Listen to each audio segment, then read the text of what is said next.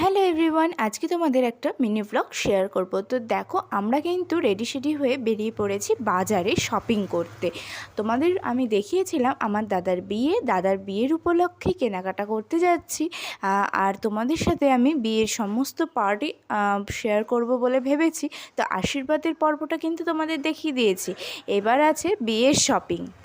তো দাদা দেখো বৌদির সাথে কিন্তু গল্প করছে যে ওর কেমন কালার পছন্দ, এই আর কি। তো আমার দিদি এখানে শাড়ি চুজ করছিল, আর রাস্তায় কি ভিড় সে আর বলার না। চৈত্র সেল হচ্ছে না, সেই জন্য রাস্তায় প্রচুর ভিড় ছিল।